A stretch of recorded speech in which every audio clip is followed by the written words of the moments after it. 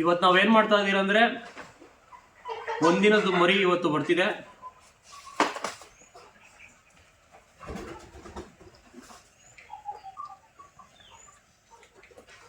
ಇವತ್ತು ನಾವೇನು ಮಾಡ್ತಾ ಇದ್ದೀರ ಅಂದರೆ ಒಂದಿನದ ಮರಿ ಇವತ್ತು ಬರ್ತಿದೆ. ಅದಕ್ಕೆ ನೈಟು ಕೋಳಿ ಇಲ್ಲ, ಅವ್ರ ಅಮ್ಮ ಇಲ್ಲ, ಬಿಸಿ ಬೇಕಲ್ವಾ.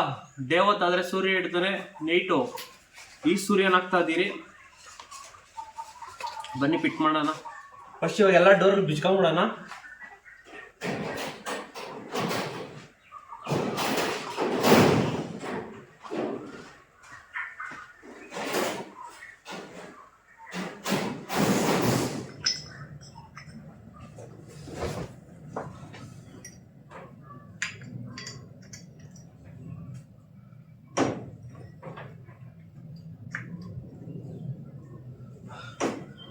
ಬಲ್ಪ್ಗಳೆಲ್ಲ ಹಾಕಿದಾಯ್ತು.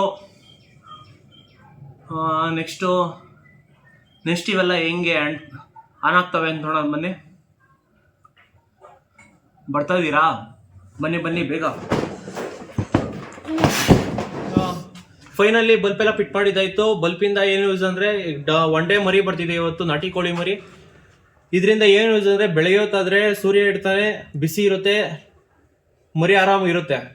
ನೈಟ್ ಆದರೆ ತಾಯಿ ಕೋಳಿ ಇಲ್ಲ, ನಾವೇ ನೋಡ್ಕೊಬೇಕಲ್ಲ. ಅದಕ್ಕೆ ಬೇಕಾಗಿರೋ ಟೆಂಪ್ರೇಚರ್ 35 ಟೆಂಪ್ರೇಚರು ಬೇಕಾಗಿರುತ್ತೆ. ಅದರಿಂದ ಈ ಬಲ್ಪ್ ಹಾಕೊಂಡಿದ್ದೀನಿ. ಇದು ಗ್ಯಾರಂಟಿ ಇಲ್ಲ, ಬೆಳಗ್ಗೆ ಸೂರ್ಯ ನೈಟ್ ಆದ್ಮೇಲೆ ಹಿಂಗೆ ಮಾಯ ಆಗ್ತಾನೆ, ಇದು ಕರೆಂಟ್ ಅದು ಹಂಗೆ ಹೊರಟೋಗುತ್ತೆ. ಆಯ್ತಾ? ಇದು